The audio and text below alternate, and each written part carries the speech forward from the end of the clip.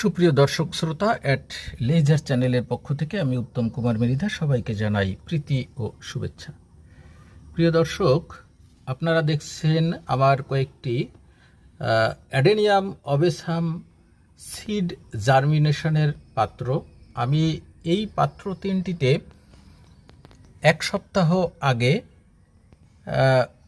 Seed জার্মিনেশনে বসিয়েছিলাম।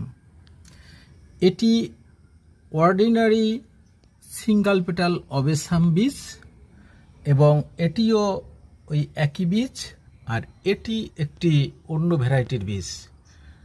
আমি এমন জায়গায় এই পাত্রগুলো রাখি, দেখুন এখন 8:30 বাজে।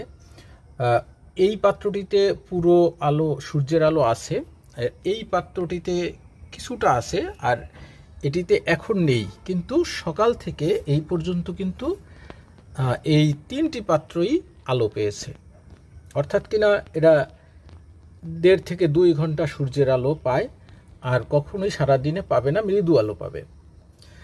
তো দেখুন, আমি যেটা বলতে চাচ্ছি, এই অবেসাম অর্ডিনারি অ্যাডেনিয়ামের যে বীজগুলো, সেই বীজগুলোর জার্মিনেশন কিন্তু খুব ভালো হয় এবং দ্রুত হয়।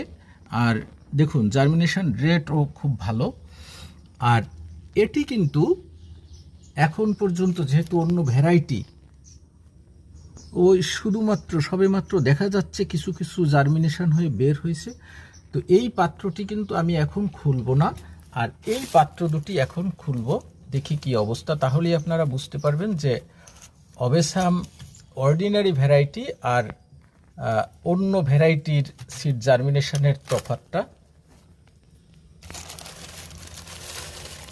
এই যে দেখুন, এটি কিন্তু ফুল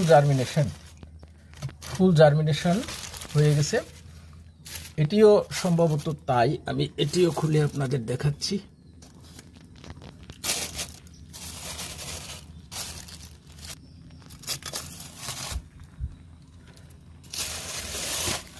এই যে দেখুন, এই দুটি পাত্রে কিন্তু খুব সুন্দর জার্মিনেশন হয়েছে, আর এই পাত্রটি আমি এখনই খুলব না, এটি আর কয়েকদিন পরে খুলব।